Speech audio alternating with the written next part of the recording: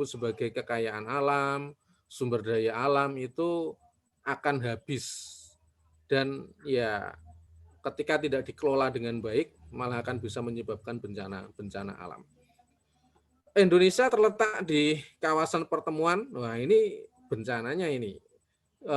Di 3 lempengan bumi. Yang pertama adalah di Eurasia, Pasifik, dan Indo-Australia. Ini adalah sesar ya, kalau bahasanya sesar itu ketika ada lempengan bumi ini, ada sesar ini, nanti bisa menjadikan bencana alam khususnya adalah berkaitan dengan gempa. Sehingga kalau kita melihat sejarah gempa, apalagi contoh sederhana lah yang Sulbar itu kan gempa yang bukan hanya sekali terjadi di Sulawesi Barat, tetapi saya melihat di data itu hampir sekitar 4 kali gempa besar di Sulawesi Barat mulai tahun 1700 yang terdata sampai tahun 2020 sekarang ini. Sehingga memang baik tsunami ataupun gempa dan sebagainya itu memang sudah sangat akrab ya. Indonesia juga bagian dari Ring of Fire ya, artinya banyak gunung api yang ya kalau di dalam Al-Quran yang namanya gunung itu kan seperti pasak ya, artinya ada gunung itu artinya juga ada kehidupan tetapi juga menyebabkan bencana, khususnya berkaitan dengan ketika gunungnya itu meletus. Disebut sebagai Ring of Fire, di mana terdapat sekitar 162 gunung api yang aktif dan berderet dari barat ke timur. Nah, kita di Jogja ini sangat akrab sekali dengan Gunung Merapi yang punya siklus meletus ya sekitar 10 tahun sekali, 15 tahun sekali. Nah, fakta tentang potensi bencana di Indonesia kita bisa melihat ya. Ini saya kumpulkan yang pertama dari BNPB, dari Wikipedia dan sebagainya. Yang pertama adalah Indonesia ini ranking nomor 1 dari 265 negara di dunia yang resikonya berkaitan dengan tsunami ini nomor 1. Wah, mungkin yang paling besar ya. Dan itu menurut sejarah juga tsunami yang terbesar di dunia itu ada di Aceh itu yang tahun 2004 ya, tahun 2004 yang sampai menghilangkan sekitar 200.000 jiwa itu yang paling besar di dunia sampai hari ini. Sehingga Indonesia nomor 1, ranking 1 berkaitan dengan resiko, berkaitan dengan urusan tsunami. Yang kedua, Indonesia itu juga ranking nomor 1. Wah, ini rankingnya nomor 1 terus ini. Dari 162 negara untuk tanah longsor. Nah, tanah longsor saya rasa di dekat-dekat kita lah, di Jogja ini kan tanah longsor banyak, apalagi di Kulon Progo, di perbukitan Menoreh dan sebagainya, itu tanah longsor yang kecil lah. Tapi kalau sudah longsor yang gede saya rasa di Sumatera ataupun juga di Kalimantan itu juga sangat beresiko sekali. Selanjutnya nomor 3, Indonesia itu ranking ketiga dari 153 negara yang punya resiko terhadap gempa. Nah, ini nomor 3 lah, gempa yang kalau bagi kita ya gempa itu sesuatu yang selalu akan terjadi, apalagi di Jogja. Indonesia juga ranking 4 dari 162 negara untuk resiko bencana banjir. Nah, longsor, banjir, gempa. Indonesia juga memiliki 500 gunung api, 126 gunungnya itu aktif dan 70 gunung itu sering meletus. Nah, kalau sering meletus kan tentu Merapi masuk itu. Ada ya Merapi, Soputan, Gunung Agung, selanjutnya ada Gunung Semeru. Kalau yang di Selat Sunda itu ada Gunung Krakatau, Anak Krakatau dan sebagainya, itu kan bahkan dalam sejarah itu Gunung Krakatau ketika itu meletus sekitar tahun 1920-an itu menjadikan dunia, bukan hanya Indonesia ya.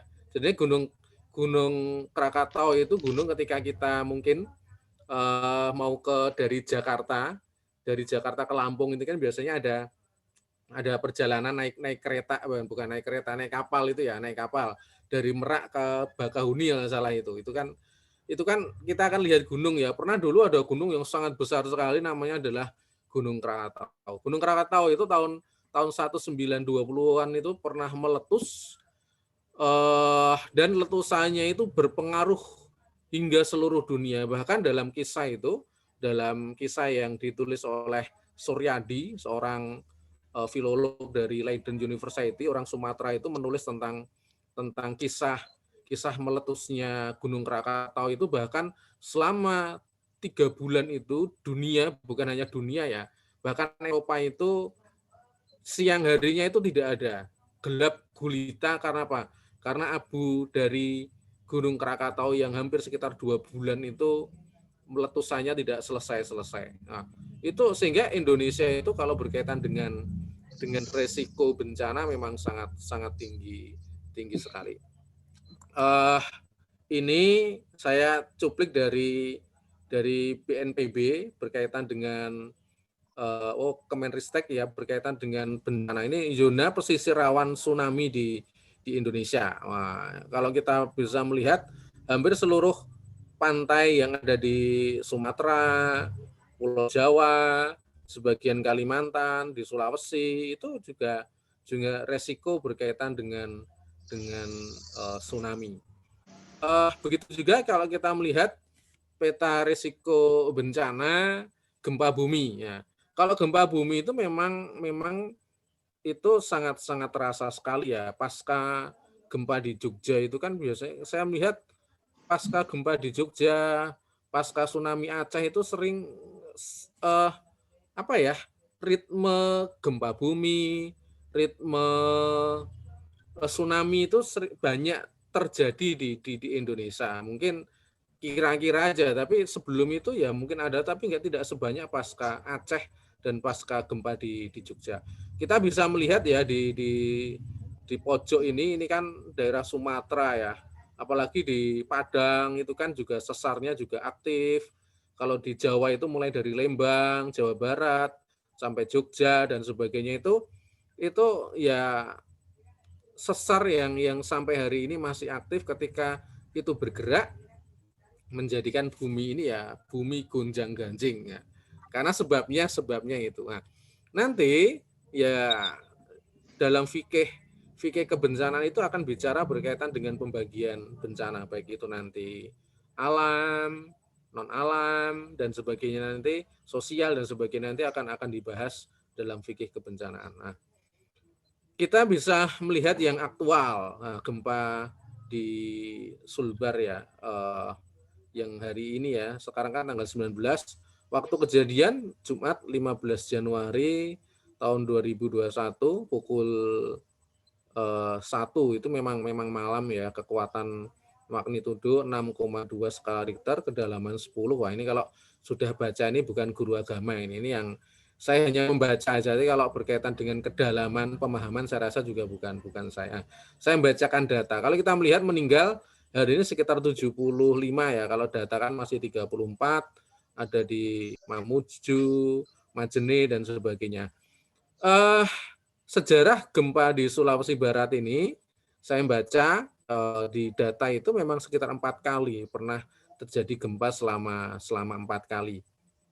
Sekitar mulai dari tahun 1700, 1800, 1900 sampai 2021. Sehingga kalau kita melihat sejarahnya memang berkaitan dengan gempa yang ada di Sulawesi Barat ini memang bukan sekali, tapi sudah berkali-kali, mungkin berkali-kali, tapi yang besar itu ada 4, yang lain mungkin kecil-kecil yang tidak sampai mengguncang, lalu merusak rumah, merusak kantor, lalu juga menghilangkan nyawa dan sebagainya. Tetapi secara prinsip ya Sulbar ini juga berkali-kali kena gempa. Sebelumnya kalau kita bicara berkaitan dengan gempa, temannya Sulbar itu ada di Sulteng, itu belum lama kan, yang mungkin saya rasa mungkin lebih dahsyat ya, karena ada proses likuifaksi ketika tanahnya itu seperti kisah kisah dalam Al-Qur'an ya, itu ada proses likuifaksi itu di Sulawesi Tengah, di Palu itu kan. Nah, yang menarik memang ada teman-teman saya, itu Mas Ferry, mungkin Kalau MDMC mungkin pada kenal, Mas Ferry itu dulu ketua Pemuda Muhammadiyah Sulawesi Tengah, ketua PBPM Sulteng, itu datang membawa bantuan ke Sulbar. Nah, beritanya kan di Kompas hari ini, judulnya adalah ketika Sulteng membantu Sulbar. Dulu itu kan ketika Sulteng kena bencana, teman-teman Sulbar artinya mungkin juga pemerintah provinsi itu membantu Sulawesi Tengah. Ketika Sulbar sekarang yang kena bencana, nah, teman-teman Sulawesi Tengah datang dengan cepat membawa bantuan ke Sulawesi Barat. Saya rasa itu bagian dari silaturahmi ya, silaturahmi antar anak manusia yang ketika terjadi bencana itu mereka saling membantu, dan itu sesuatu yang sangat baik sekali ya. Kalau teman saya Mas Ferry itu dari Sulteng itu ya MDMC, juga ketua Pemuda Muhammadiyah Sulawesi Tengah itu dulu. Nah, selanjutnya kalau kita melihat Kalimantan Selatan. Nah, Kalimantan Selatan ini saya juga punya teman saya itu sekretaris Kokam Kalteng ya. Juga MDMC, juga Lazismu dan sebagainya, pokoknya ya orangnya itu saja kan, kader-kader Muhammadiyah yang ngurusi kan, kita bisa salingan. Namanya Tito, Mas Tito. Dia itu cerita, menurut dia bahwasanya banjir yang terjadi di Kalimantan Selatan, yang mungkin sekarang kalau kita melihat di ini yang BNPB yang mengeluarkan itu, hampir semua kabupaten itu kena, mungkin hanya 1 atau 2 yang tidak kena, tapi hampir merata kena itu. Kata Tito itu bahwasanya ini adalah banjir yang paling parah di Kalsel 50 tahun terakhir. Kata-kata dia gitu, walaupun umurnya Tito kan baru mungkin 30-an, tapi kan dia mengatakan 50 tahun ya, mungkin dia, tapi saya baca berita juga tidak jauh-jauh, artinya secara prinsip bahwasanya banjir yang terjadi di Kalimantan Selatan ini adalah banjir yang dahsyat. Ya mungkin karena kalau sebabnya saya rasa banyak hal yang mengatakan, kalau Jokowi mengatakan curah hujan, lalu Walhi mengatakan karena gundul dan sebagainya. Kalau kita sama-sama orang yang sama-sama paham, saya rasa sebab bencana di Kalimantan kan dengan tutup mata pun sudah ngerti sebabnya apa. Kalau tidak perlu menyampaikan karena hujan lah. Di semua kota kena, selanjutnya ini juga menjadi keprihatinan kita semua, dan teman-teman di Kalimantan juga yang pasti lewat MDMC lah, semuanya dikoordinir oleh MDMC, datang ke Kalsel untuk saling membantu. Nah, bencana menurut Undang-Undang Nomor 24 Tahun 2007 yang nanti ini aplikasinya menjadi BNPB dan sebagainya, ini mengatakan bahwasanya bencana peristiwa atau rangkaian peristiwa yang mengancam dan mengganggu kehidupan dan penghidupan masyarakat disebabkan baik oleh faktor alam dan non alam. Secara prinsip bencana itu peristiwa yang mengganggu kehidupan masyarakat baik itu karena alam ataupun non alam, yang mengakibatkan timbulnya korban jiwa, kerusakan lingkungan, kerugian harta benda, atau dampak psikologis yang lain. Nah, saya bicara nanti berkaitan dengan aspek fikihnya ya, aspek keislamannya. Karena sudah ada kebencanaan, selanjutnya Majelis Tajis juga menyampaikan berkaitan dengan pendekatan bayani, burhani, dan irfani. Secara prinsip, nanti saya memakai 3 pendekatan ini, bicara berkaitan dengan alam, bencana alam. Yang pertama dari aspek bayani, ya tentu ayat Al-Qur'annya. Selanjutnya burhani berkaitan dengan aspek ilmu pengetahuan. Aspek irfani berkaitan dengan kearifan, bahwasanya ketika terjadi bencana, apa yang bisa kita lakukan sebagai umat manusia, sebagai orang Islam, dan sebagainya. Nah, yang pertama, kalau kita bicara berkaitan dengan bencana, kalau merujuk ke dalam fikih kebencanaan, bahwasanya bencana itu bukan hukuman, bukan azab, walaupun nanti secara saya baca juga di fikih kebencanaan itu juga azab itu ditulis di situ, tapi bukan menjadi desain besar kalau orang Muhammadiyah bicara berkaitan dengan bencana. Itu hanya catatan kaki saja bencana berkaitan dengan azab itu. Tetapi yang pertama, bahwasanya Al-Quran itu menjelaskan bencana dimaknai dengan bahasanya musibah, berasal dari kata bahasa Arab, dasarnya adalah asoba, yang berarti sesuatu yang menimpa kita. Nah, tetapi memang kalau kita bicara dalam bahasa Indonesia, musibah itu eh, sering dianggap sebagai sesuatu yang apa ya, yang negatif, sesuatu yang negatif. Tetapi kalau kita kembali ke Al-Quran, sebenarnya musibah itu maknanya adalah netral. Contoh ya, ada beberapa kata berkaitan dengan bencana itu, salah satunya adalah cobaan atau bala ya. Ya, yang namanya bencana itu adalah kalau dalam Al-Qur'an itu ya namanya adalah cobaan atau bala. Nah, bala ini bukan negatif dan tidak juga positif, tetapi adalah tergantung perspektif manusia di dalam memaknainya. Kita menggunakan ini, coba kita membaca ini. Nah, contoh di dalam Al-A'raf ayat 168. Ini ada kata bala ya. Saya langsung ayatnya yang paling pokok dikatakan walau anahum bil hasanati wasaiati la'allahum yarjiun wa balau balau ini kan dan kami coba. Nah, bala itu adalah cobaan ya. Dengan nikmat yang baik, hasanah kan yang baik, dan yang buruk sayyi'ah. Dan kami mencoba manusia itu dengan cobaan yang baik dan yang buruk. Nah, sebenarnya kalau kita bicara berkaitan dengan cobaan ataupun ya kalau dalam bahasa Al-Qur'an kan salah satu bahasa bencana itu adalah cobaan. Manusia itu tentu suatu saat akan mendapatkan cobaan. Nah, namanya adalah bala. Nah, cobaan itu bagi Allah itu atau lalu dimaknai oleh manusia itu bisa cobaan yang baik, hasanah, ataupun juga cobaan yang buruk. Nah, tergantung kita memaknainya. Contoh mungkin yang sederhana, mungkin ada yang saudara kita atau mungkin sesuatu yang meninggal dunia ya.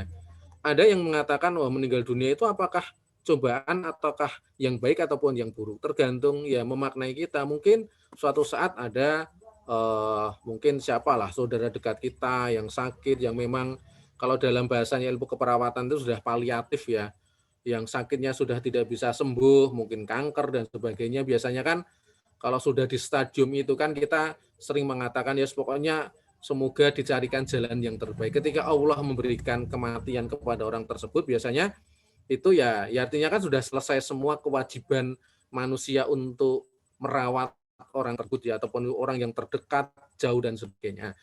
Ada yang memaknainya itu ya itu cobaan yang baik karena setelah itu ya selesai tugasnya, kita mengerjakan tugas yang lain. Nah, itu sesuatu hal sehingga kalau bicara berkaitan dengan bala cobaan ya ada yang mengatakan ya itu sesuatu yang bisa hasanah ataupun bisa sayyi'ah, tergantung kita memaknainya. Nah, bagaimana dengan mungkin corona saat ini atau COVID-19 dan sebagainya kalau bahasanya COVID-19. Nah, kalau kita bicara berkaitan dengan COVID ini, sesuai dengan edaran pimpinan Pusat Muhammadiyah, saya bacakan aja daripada salah. Wabah COVID-19 adalah salah satu musibah yang merupakan ujian dari Allah Subhanahu wa Ta'ala yang dasar sifatnya adalah Rahman dan Rahim. Sehingga umat Islam harus menghadapinya dengan sabar, tawakal, dan ikhtiar. Nah, seperti yang saya baca tadi di awal ayat, surat Al-Baqarah ayat 155, Muhammadiyah menyampaikan bahwasanya COVID ini ya adalah sesuatu musibah, sesuatu bala ataupun cobaan dan musibah ya dari Allah Subhanahu wa Ta'ala, tetapi dasarnya adalah Rahman dan Rahim, bukan sesuatu yang jelek ataupun bukan sesuatu yang, tapi ini adalah yang berasal dari sifat roh kasih sayang Allah Subhanahu wa Ta'ala. Tujuannya apa? Tujuannya agar manusia sabar, tawakal, dan ikhtiar. Nah, dasarnya adalah surat Al-Baqarah ayat 155-156. Dan sungguh akan kami berikan cobaan kepadamu. Nah, cobaan juga wabalau itu kan cobaan dengan sedikit ketakutan, kelaparan, kekurangan harta, jiwa, buah-buahan, dan berikan berita gembira kepada orang yang sabar. Yaitu orang yang apabila ditimpa musibah, mereka mengucapkan inna lillahi wa inna ilaihi roji'un. Nah, lanjut.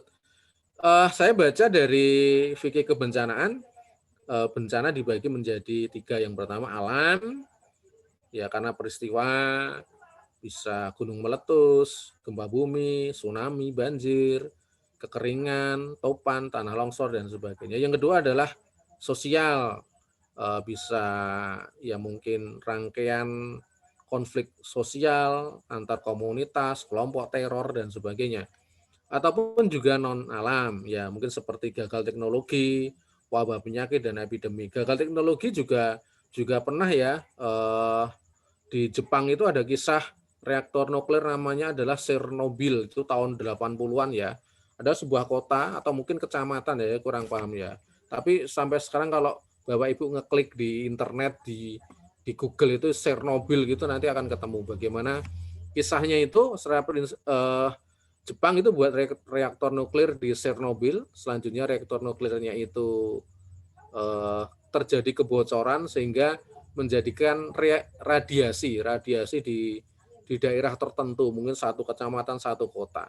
Ketika terjadi radiasi itu, yang terjadi itu apa, daerah tersebut akhirnya ya tidak bisa ditinggali karena udaranya sudah tercemar, tanahnya sudah tercemar, pohonnya sudah tercemar, dan sekarang menjadi kota mati sampai hari ini. Nah, ini gagal teknologi, bagian dari bencana non alam. Kalau wabah, kisahnya banyak sekali, epidemi juga sampai hari ini juga ada. Jadinya seperti COVID-19 ini juga pernah terjadi di dunia, namanya kalau nggak salah flu Spanyol ya, sekitar tahun 1918, 1923. Yang menarik, hampir sama kisahnya mungkin ya, kira-kira ya, flu Spanyol itu terjadi 1918.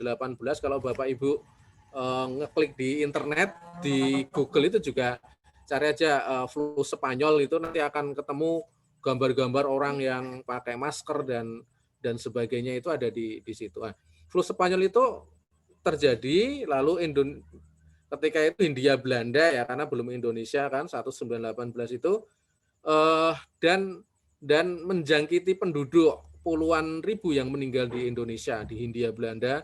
Itu selanjutnya tahun 1923 itu penyakitnya hilang sendiri. Nah, mungkin karena orang sudah herd immunity, mungkin vaksin belum ada dulu, tapi ketika orang sudah kebal, selanjutnya hilang sendiri. Jadinya sekitar 1918, sekitar 5 tahun flu Spanyol itu ada di Indonesia, di dunia bahkan, lalu hilang dengan sendirinya.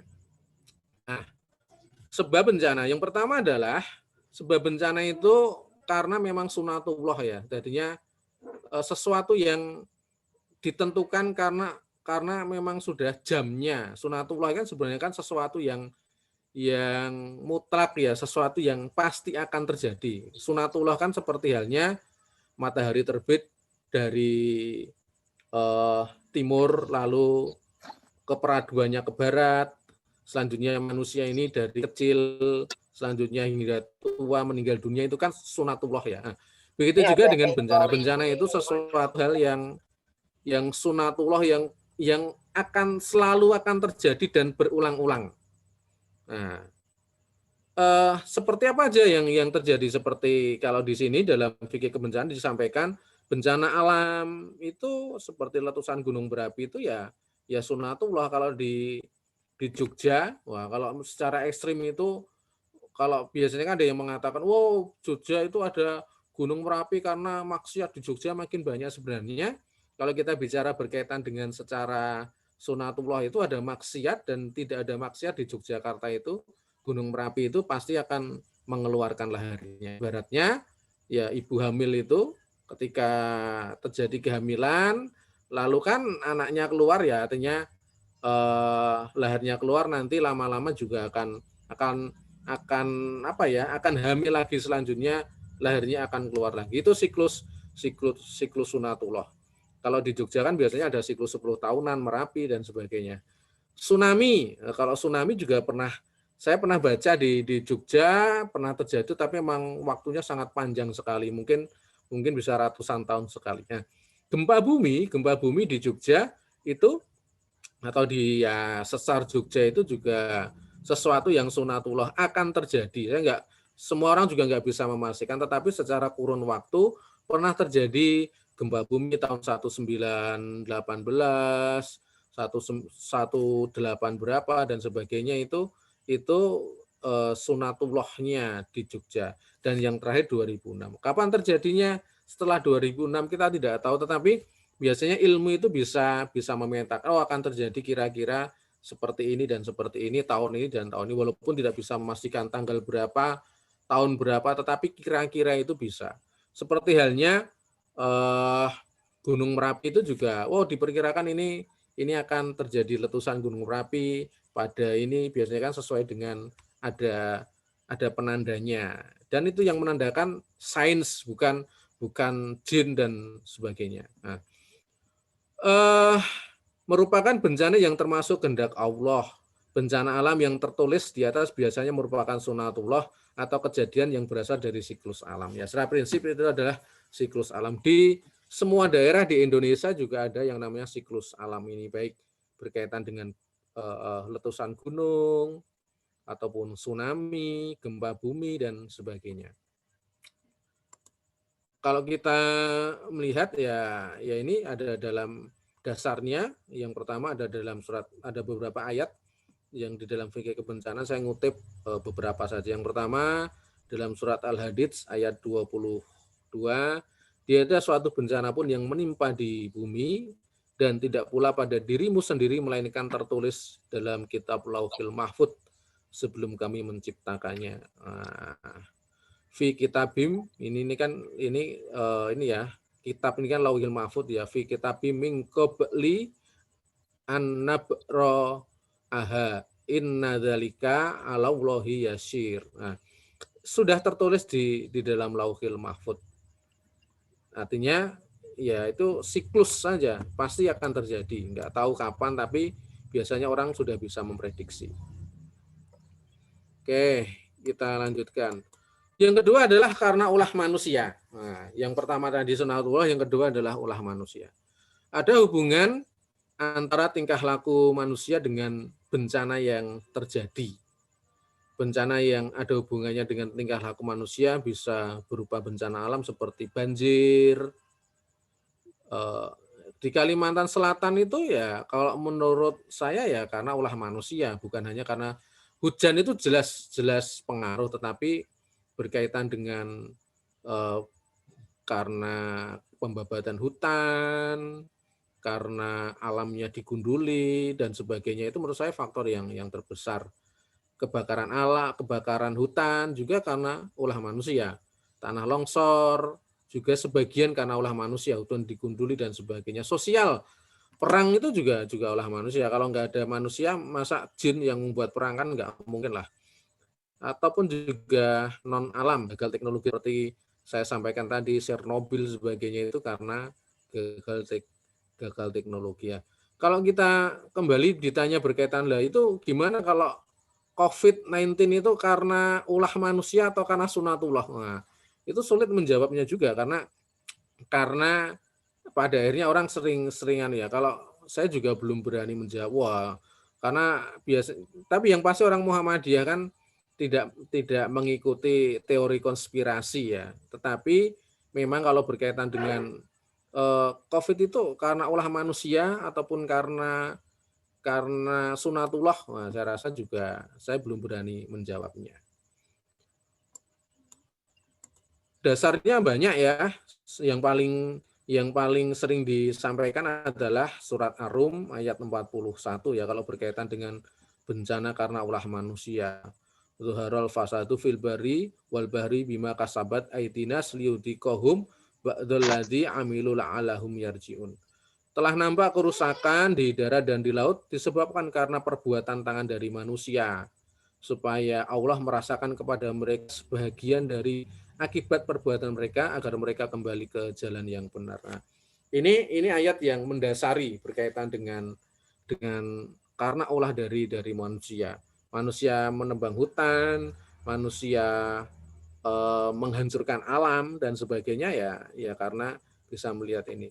Bapak dan Ibu kalau mungkin pergi ke Kalimantan naik pesawat kan mungkin bisa melihat khususnya mungkin kalau dari perjalanan ke mungkin ya kan kalau ke Kalimantan Tengah ataupun ke Kalimantan Utara atau kemana itu kan biasanya transitnya ke Balikpapan dulu, setelah itu nanti baru ke provinsi yang lain. Biasanya bisa melihat bagaimana tanah Kalimantan itu yang hijau, tetapi nanti akan lihat ada keroak, ada apa dan sebagainya, yang hutannya juga mulai habis.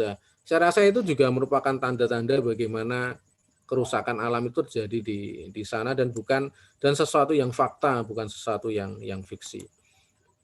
Asy-Syu'ara ayat 30 juga, dan apa saja musibah yang menimpa kamu, maka adalah disebabkan karena perbuatan tanganmu sendiri, dan Allah memaafkan sebagian besar dari kesalahan-kesalahanmu. Ini tentu juga karena perbuatan tangan kamu sendiri, karena juga dari perbuatan dari manusia. Nah, ini saya akan memberikan catatan ya. Seperti saya sampaikan tadi, ini bukan menjadi grand design berkaitan dengan sebab bencana, tetapi dalam fikih kebencanaan juga disampaikan, bencana juga bisa menjadi azab bagi manusia yang berfungsi sebagai ancaman dan hukuman bagi perbuatan manusia yang melanggar ketetapan Allah.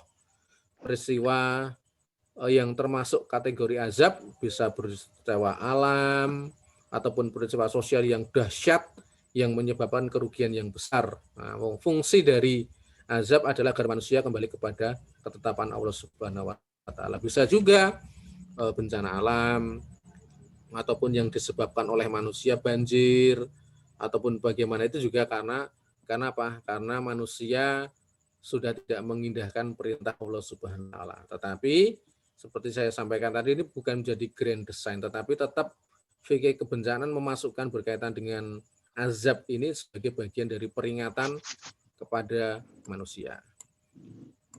Kalau kita bicara berkaitan dengan perspektif Islam, pemahaman yang tepat tentang bencana akan melahirkan sifat arif dan bijak, berpijak pada hukum, sains, menjalani proses pencegahan dan mitigasi bencana. Bencana merupakan hal yang niscaya, tinggal mengubah cara kita mensikapinya. Fikih kebencanaan, kalau kita bicara berkaitan dengan ini, Muhammadiyah itu sangat menghargai betul apa yang dinamakan sebagai hukum sains ya. Bahwasanya ya ketika terjadi bencana maka harus disikapi dengan ilmiah. Ya tentu dasarnya adalah berkaitan dengan ya yarfa'illahu ladzina amanu minkum walladzina utul ilma darajah. Bahwasanya Allah itu akan meninggikan derajat orang yang beriman dan berilmu di antara manusia yang lain yang beriman dan tidak berilmu. Maka di Muhammadiyah hukum sains itu penting. Bukan perdebatan ya, biasanya kan ada yang ketika COVID ya, ada yang positif COVID, selanjutnya kan biasanya ini diobati dengan cara apa? Kan biasanya kalau di share itu kan banyak ya, mungkin dengan herbal dan sebagainya. Kalau saya melihat Muhammadiyah tetap menyampaikan bahwasanya kalau berkaitan dengan COVID dan sebagainya itu dasarnya utama adalah berkaitan dengan hukum sains. Ya tentu tidak menafikan berkaitan dengan herbal dan sebagainya, tetapi itu menjadi kalau bahasanya tambahan itu adalah sebagai tambahan saja, tapi bukan sebagai obat yang utama. Saya rasa juga dan tidak melarang juga. Saya merasa juga ketika di grup-grup juga mungkin ada herbal, ada itu, dan menurut saya bagus sekali itu. Ketika positif juga bapak saya kan di asrama PPA itu kan sekitar 1 bulan itu. Nah, itu mondoknya dari tanggal 24 sampai 28 Desember itu bapak saya positif. Alhamdulillah sudah pulang, sudah sehat, dinyatakan negatif 1 bulan itu. Jadinya menyantap mungkin juga herbal, selanjutnya vitamin dan sebagainya, tidak masalah. Tetapi Muhammadiyah bagus sekali menurut saya, tidak melarang, tetapi tetap menjadikan hukum sains, artinya pengobatan modern itu tetap menjadi yang utama. Tetapi tidak melarang berkaitan dengan mungkin herbal sebagai second obat atau obat yang kedua ataupun sebagai penambah. Tetapi yang utama adalah dasarnya adalah hukum sains yang artinya ya pengobatan modern, pengobatan yang sudah teruji klinis dan sebagainya. Merespon bencana apapun, manusia harus mampu bangkit, memelihara harapan dan melanjutkan hidup.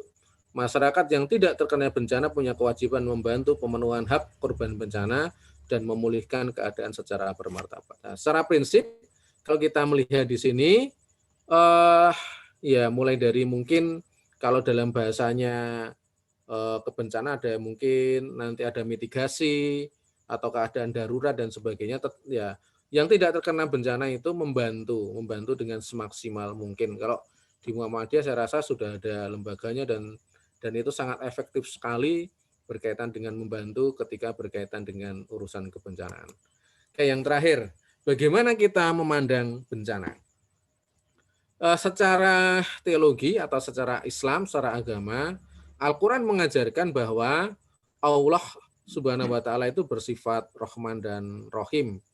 Maka itu konsekuensinya dari keyakinan adalah apapun yang diberikan Allah kepada manusia dalam kerangka kebaikan dan penuh dengan kasih sayang.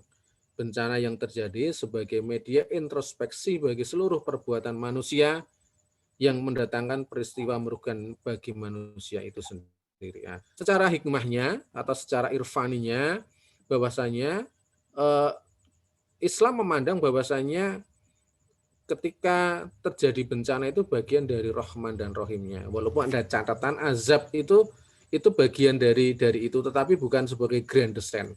Grand design-nya adalah Rahman dan Rahimnya dari Allah Subhanahu wa Ta'ala, kasih sayangnya Allah Subhanahu wa Ta'ala, agar apa? Agar manusia mau merubah perilaku yang sudah merusak, yang sudah merusak bumi kalau itu berkaitan dengan bencana alam. Mungkin kalau bencana sosial yang menjadikan tatanan sosial ini rusak, kalau berkaitan dengan teknologi, ketidakhati-hatian yang harusnya SOP-nya harus diikuti tetapi tidak dilakukan dan sebagainya, menjadikan bencana. Nah, maka konteks teologi, ya bencana itu bagian dari Rahman dan Rahimnya Allah Subhanahu wa Ta'ala agar manusia kembali ke jalan Allah Subhanahu wa Ta'ala.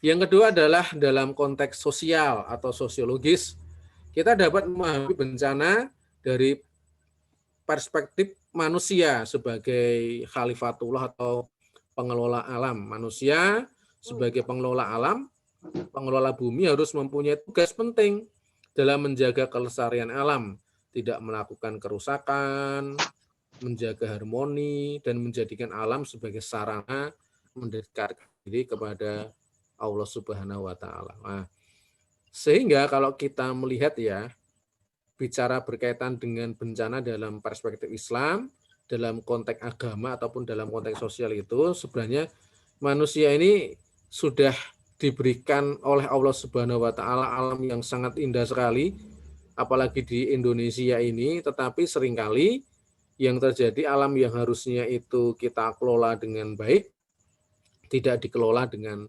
sebaik-baiknya, khususnya berkaitan dengan bencana alam, sehingga banyak terjadi bencana yang disebabkan karena ulah dari manusia, khususnya berkaitan dengan banjir, berkaitan dengan longsor, berkaitan dengan kebakaran hutan dan sebagainya, karena ya keserakan dari manusia ini.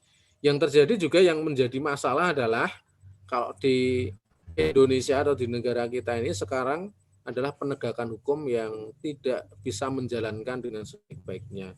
Sebenarnya kalau penegakan hukum itu dijalankan dengan sebaik-baiknya, khususnya berkaitan dengan urusan alam, orang yang menebang hutan dan itu tidak ada izin ataupun izinnya tidak sesuai dengan yang ada, masuk penjara. Orang yang biasanya kalau membakar hutan itu biasanya untuk lahan sawit dan sebagainya, itu bisa dikenai sanksi, tetapi yang terjadi tidak ada.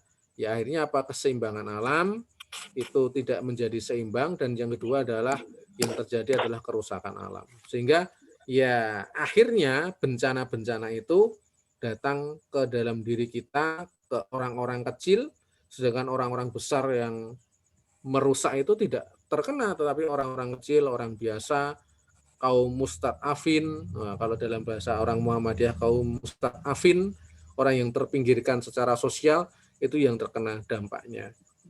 Nah, dan kalau sudah seperti itu, apa yang bisa dilakukan? Ya tentu yang bisa lakukan sesuai dengan kemampuan kita. Sesuai dengan kemampuan kita, baik itu di tingkat yang nasional, wilayah, daerah, cabang, ranting, dan sebagainya, kita harus memiliki cara agar bencana itu bisa kita minimalisir terjadi. Kalau di Jogja tentu ya ada Merapi, selanjutnya ada tsunami, selanjutnya ada gempa, selanjutnya ada longsor, dan sebagainya. Mungkin juga lama-lama Jogja itu juga akan mulai terjadi banjir itu. Wah, kalau di Jogja itu banjir itu hujan berapa lama itu nanti biasanya sudah naik itu airnya. Kalau hujannya 2 hari itu bisa itu banjir di kota Jogja. Apalagi di pinggir sungai dan sebagainya juga harus kita dimulai antisipasi bagaimana bisa meminimalisir banjir terjadi. Oke, demikian apa yang telah saya sampaikan berkaitan dengan bencana dalam perspektif Islam. Semoga bermanfaat. Saya kembalikan ke moderator. Monggo. Siap. Terima kasih kami ucapkan kepada Kang Iwan Setiawan atas pemberian materinya malam hari ini. Tentunya memberikan kita pencerahan baru, sehingga ada ilmu-ilmu baru, sehingga kita bisa mengambil hikmah-hikmah, kita serap bersama, yang tentunya berguna bagi kehidupan kita, bagaimana dalam memaknai bencana itu sendiri. Baik, berikutnya Bapak Ibu sekalian, kita masuki ruang tanya jawab. Semoga Bapak Ibu jika yang ingin ada pertanyaan, ada diskusi dan lain sebagainya, kami persilahkan.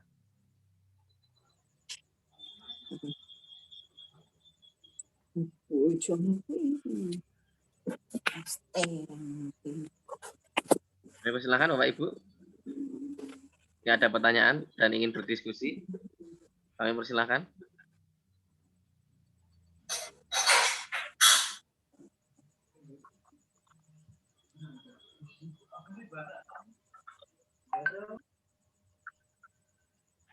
Baik, nampaknya tidak ada ini Kang Iwan. Alhamdulillah. Baik, insya Allah sudah bisa memahami semua nih Bapak Ibu. Alhamdulillah. Semoga tentunya ada yang bisa kita ambil. Semoga ada yang bisa kita maknai bersama-sama. Menyamakan pandangan kita dalam melihat bencana itu bagaimana. Bahwa bencana bukan hanya akibat dari aja maksiat, tapi tentunya ada sunatullah yang berjalan. Ya, insya Allah. Baik. Boleh tanya. Oh ya, silakan Ibu. Terima kasih. Bismillahirrahmanirrahim. Terima kasih atas semua paparannya. Sungguh bermanfaat. Mudah-mudahan ini jadi ilmu untuk ke depan bagi kita sekarang dan generasi ke depan. Kalau dilihat konteks secara konteks bencana menurut secara konteks sosiologis, saya pikir untuk sekarang kita serba dilematis. Sekarang ilmu itu semakin bertambah. Sekarang muncullah generasi yang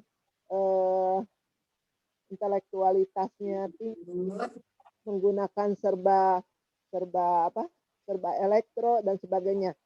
Nah, ini kalau kita kaitkan dengan kondisi bahwa manusia ini harus menjaga alam, itu kan semua yang diciptakan oleh manusia itu berakibat, ada dampaknya terhadap manusia. Ini bagaimana Pak? Menurut ukuran Islam dengan kondisi yang dilematis ini. Mohon pencerahannya. Terima kasih. Assalamualaikum.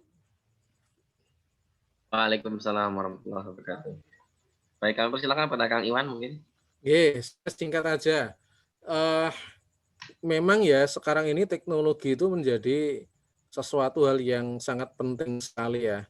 Bahwasanya ya kalau Agi mengatakan dengan teknologi hidup menjadi lebih mudah. Nah, Sehingga teknologi itu menjadi panglima. Tetapi bahwasanya memang kalau sesuatu yang ekstrim itu nanti akan dilawan dengan ekstrim yang lain. Suatu saat mungkin kira-kira ya mungkin di dunia juga semua akan terjadi bahwasanya nanti akan terjadi keseimbangan. Ada kelompok manusia yang nanti suatu saat akan sangat benar-benar menjadikan alam, memperjuangkan alam ini sehingga tidak habis dihabisi oleh teknologi. Artinya teknologi itu oleh kemodernan, ketika kemodernan itu kan ya memang yang namanya modern itu seringkali tidak bersahabat dengan alam. Itu benar, sangat benar sekali. Nah, suatu saat nanti akan ada kelompok manusia yang akan menyeimbangkan itu. Kalau ekstrim, sesuatu yang ekstrim itu nanti akan ditarik ke tengah. Dan saya rasa Islam juga sangat menjaga itu, bahwasanya Islam itu sangat menjaga berkaitan dengan kalau dalam agama ya mungkin Islam itu ya Islam yang tawasud, Islam yang tengah. Artinya begitu juga dengan bumi. Saya rasa juga Islam bicara berkaitan dengan bagaimana bagian bumi itu, menjaga bumi itu juga bagian dari kita memperjuangkan agama Islam. Bahkan Yusuf Qaradawi itu menyampaikan bahwasanya menjaga bumi itu juga bagian dari memperjuangkan agama Islam. Nah, sehingga menurut saya ketika terjadi ekstrim yang nanti ada penghancuran alam karena dalih teknologi, kemajuan teknologi, nanti juga akan ada ekstrim yang akan memperjuangkan alam sehingga akan terjadi keseimbangan. Tapi memang berkaitan dengan ini memang harus ada perjuangan ya orang-orang Islam yang peduli itu nanti yang harus memperjuangkan. Kalau tidak ada yang peduli, bisa saja bumi beserta alam yang ada seisinya itu bisa dihancurkan karena keserakahan dari manusia. Nggih, ngoten dari saya, semoga bermanfaat jawabannya. Siap, terima kasih. Baik. Itu. Moga Bapak Ibu kami persilakan jika ada pertanyaan lagi.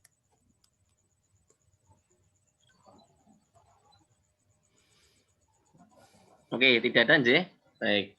Jika tidak ada, alhamdulillahirrahmanirrahim, tentunya terima kasih. Mas Iwan, saya Widya nih. Oh ya, silakan Ibu Widya. Nggih, Ya, Bu. Assalamualaikum warahmatullahi. Waalaikumsalam warahmatullahi. Ini Mas Iwan, untuk kondisi sekarang bencana di mana-mana nih. Nah, bencana di mana-mana ini menurut menurut fikih ini kalau dilihat menuju tadi dikatakan bahwa bencana ini semua juga menuju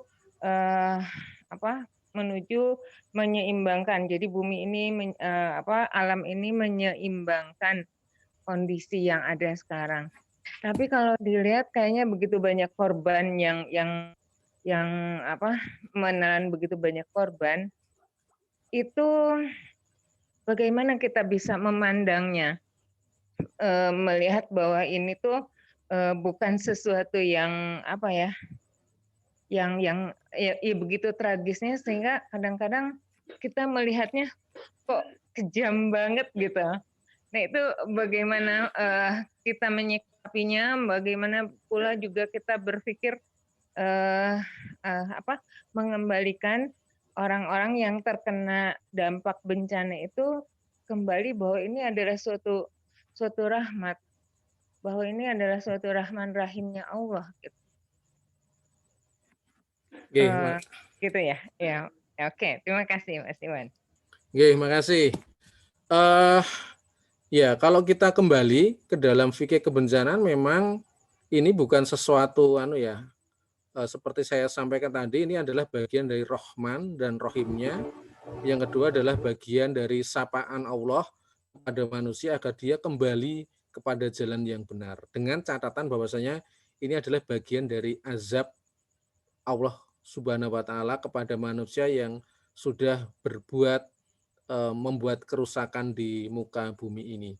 Dan memang kalau kita bisa melihat memang yang namanya bencana itu pasti akan menyebabkan korban jiwa, khususnya bencana alam yang besar, dahsyat dan sebagainya, dan itu tidak bisa kita pungkiri. Dan saya rasa menurut saya juga itu bagian ya sapaan Allah Subhanahu wa Ta'ala kepada manusia.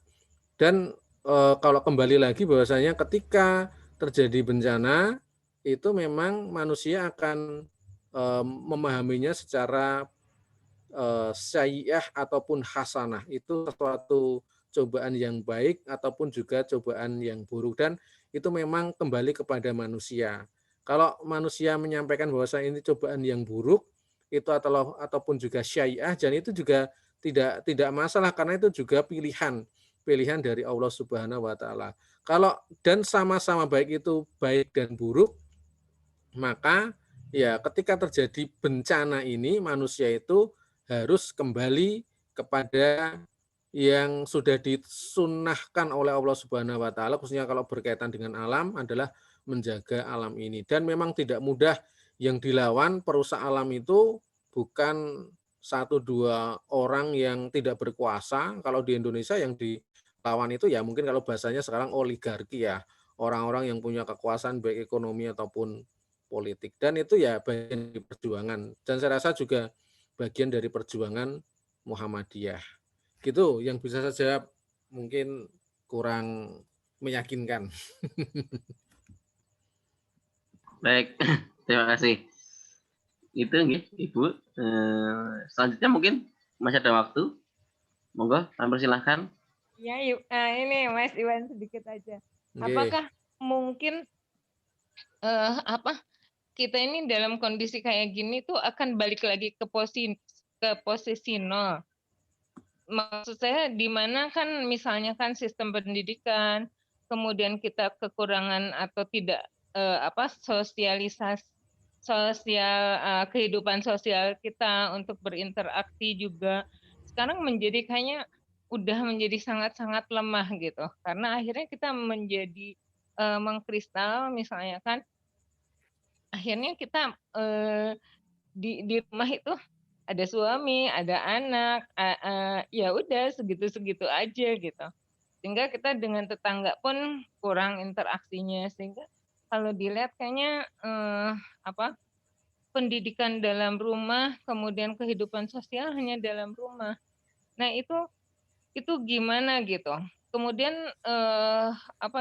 yang kita dapatkan informasi-informasi juga hanya dari Google lah ya gitu ya. Dari Google atau informasi-informasi lain. Tapi ya memang sistem dari gadget ini sangat mempengaruhi cara berpikir kita, sedangkan interaksi secara langsung, secara nyata itu tuh kita sangat kurang. Nah, itu balik lagi, apakah ini balik lagi alam ini menyeimbangkannya sampai kita ke posisi nol, sampai kita tuh dalam kondisi yang serendah-rendahnya gitu. Nah itu menurut Mas Iwan gimana? Makasih. Tergantung kita memandangnya ya. Kalau kita melihat COVID kemarin itu kan sebenarnya kalau berkaitan dengan alam bisa juga itu bagian dari keseimbangan alam. Kalau kita melihat ya Jakarta itu yang dulu ketika nggak ada COVID itu polusinya sangat besar sekali, ataupun semua di daerah di Indonesia ataupun di dunia, ketika jadi COVID itu pantauan dari satelit itu bumi menjadi hijau, tidak ada terjadi polusi dan sebagainya. Yang kedua, kalau berkaitan dengan fungsi pendidikan, saya juga mulai berpikir ya bahwasanya memang dulu yang namanya sekolah itu kan sesuatu hal yang sesuatu hal yang nggak wajib ya. Lalu ketika terjadi modernisasi dunia, sekolah itu menjadi wajib mulai dari liseum di Romawi, lalu menjadi akademi dan sebagainya. Dulu kan menurut saya ketika zaman Nabi kan nggak ada juga sekolah. Mungkin ya pendidikan itu di rumah. Nah, ketika terjadi hal seperti itu kita kaget. Saya pun juga kaget ya. Anak saya TK yang harusnya pendidikan itu ya saya ngurusi guru, ternyata juga sekarang harus menjadi kewajiban orang tua. Dan kalau kita kembali ke dalam Al-Quran dan As-Sunnah juga kewajiban pendidikan itu juga saya rasa bukan kewajibannya guru, yaitu pendidikan orang tua, yang mendidik itu adalah orang tua. Menurut saya kalau kita bisa artinya memikirkan sedikit lebih positif sebenarnya berkaitan dengan pandemi khususnya COVID ini, menjadikan kita merefleksikan bahwasanya ada yang salah dari sistem pendidikan kita, bahwasanya orang tua juga punya kewajiban yang besar di dalam pendidikan. Ya kalau berkaitan dengan interaksi dan sebagainya, saya rasa semoga pandemi ini bisa selesai, kita bisa berinteraksi, tetapi juga adanya teknologi informasi juga bisa sangat membantu kita untuk berinteraksi. Mungkin setelah ada pandemi ini ada yang terjadi yang namanya kehidupan normal baru ya, bahwasanya sekolah pun juga tidak semuanya mungkin 100% akan offline karena kita sudah terbiasa dengan online. Yang kalau orang mengatakan teknologi ini kan harusnya yang terjadi sekarang ini kan harusnya 10 tahun yang akan datang baru terjadi, bahwasanya semua terbantu oleh teknologi, jualan juga online, beli juga online dan sebagainya sekarang sudah terjadi. Nah, ini yang namanya menurut saya ya kehidupan yang baru. Kita mungkin kaget aja, tetapi mau nggak mau kita harus harus mengikuti ini, harus melewati ini dan menjadikan sesuatu yang terjadi di COVID ini sesuatu yang akan kita alami di tahun-tahun yang selanjutnya, khususnya berkaitan dengan kehidupan kita berinteraksi dengan masyarakat. Yang kedua berkaitan dengan kehidupan kita di dalam pembelajaran, hubungan kita dengan anak, dengan keluarga dan sebagainya. Nah, beda dengan mungkin kalau yang ketika terjadi bencana ya, khususnya bencana alam di Kalimantan Selatan ataupun Sulawesi dan sebagainya. Kalau menurut saya sesuatu yang ini kan adalah sesuatu hal yang yang sering terjadi ya, khususnya berkaitan dengan Kalsel ini sering terjadi yang namanya ataupun juga di Jakarta ya yang namanya banjir. Sebabnya apa? Sebabnya karena ulah dari manusia. Ketika manusia ini tidak bisa ditertibkan, maka yang akan terjadi ya pengulangan ini ya bencana akan terjadi, khususnya banjir akan terus terjadi. Tiap tahun Indonesia akan mengalami kebakaran hutan, akan mengalami longsor dan sebagainya. Sebenarnya sebabnya sederhana sih, karena ulah dari manusia. Kalau pemerintah ataupun pemangku kebijakan tidak bisa menyelesaikan masalah ini, maka ya ini hanya menjadi siklus tahunan saja. Dan ulahnya jelaslah ulah dari manusia, bukan karena azab dari Allah Subhanahu wa taala. Demikian dari saya. Tambah satu lagi, Mas. Nggih, iya. Nyambung Mbak Widya. Nggih. Gini, Mas. Kalau kita tadi bicara secara konteks teologis dan konteks sosiologis, kalau saya boleh, mohon maaf, dunia ini diibaratkan, dianalogikan seperti manusia. Manusia dengan kehidupannya adalah seperti grafik piramida yang awalnya menanjak terus naik ke puncak, lalu sekarang apakah saatnya untuk menurun? Apakah ini kalau digabungkan dengan konteks teologis ciri-ciri dari akan keberakhiran dari dunia? Mohon ini ya penjelasannya, Mas. Atur nuwun, Mas. Assalamualaikum. Ya, waalaikumsalam. Kalau berkaitan bahasanya gini, bahasanya apakah ini bagian dari akhir zaman kita? Karena ada buku populer berkaitan dengan tanda-tanda akhir zaman gitu ya. Kalau kita kembali ke zaman Nabi pernah ditanya berkaitan dengan kapan akan terjadinya kiamat ya. Nabi tidak menjawab tapi ya menyampaikan ya sebentar lagi. Ya, kalau zamannya Nabi setahun 400-500 Hijriah mengatakan sebentar lagi Masehi itu, sekarang kan juga lebih dekat lagi kan, sekarang 1500 setelah Nabi meninggal dunia. Sehingga memang ya kalau disampaikan ini bagian dari zaman akhir, selanjutnya akan terjadi apa ya, walahu alam bisawab. Saya pun juga tidak bisa menjawab, tapi menurut saya bumi makin tua, tetapi juga kita tidak bisa memprediksi kapan akhir dunia ini. Kalau kita memprediksinya ya kita semoga tetap sehat walafiat, tetap hidup di dalam naungan Allah Subhanahu wa taala, anak cucu kita juga masih bisa hidup dengan sebaik-baiknya, dengan sejahtera dan sebagainya. Tetapi kalau ditanya kapan akhir zaman ya makin dekat, zaman Nabi aja sudah menyampaikan makin dekat. Sekarang juga makin dekat. Tapi menurut saya kita tidak perlu mengikuti teologi maut, artinya teologi wah ini sudah akhir zaman dah, pokoknya kita ngikuti aja, tinggal nunggu nanti Yajud dan Majud atau nunggu, biasanya gitu ya kalau di akhir zaman itu kisah-kisah bagaimana nanti Nabi Isa turun dan sebagainya, nggak perlulah juga memikirkan itu, tapi memikirkan untuk kebaikan-kebaikan saja. Nggih, ngoten dari saya. Tanya Ustadz. Tanya. Ya, silakan Ibu. Kami persilahkan. Saya mau bertanya. Nggih, Bu, monggo. Assalamualaikum warahmatullahi wabarakatuh. Waalaikumsalam warahmatullahi wabarakatuh. Ustadz, Nggih. saya tanyakan, bencana, misalnya banjir, itu kan karena ulah manusia, karena sampah membuangnya tidak teratur, lalu banjir. Kan bencana itu ulah dari manusia. Mengapa bencana itu kok dikatakan cobaan dari Allah? Itu kan kasihan Allah.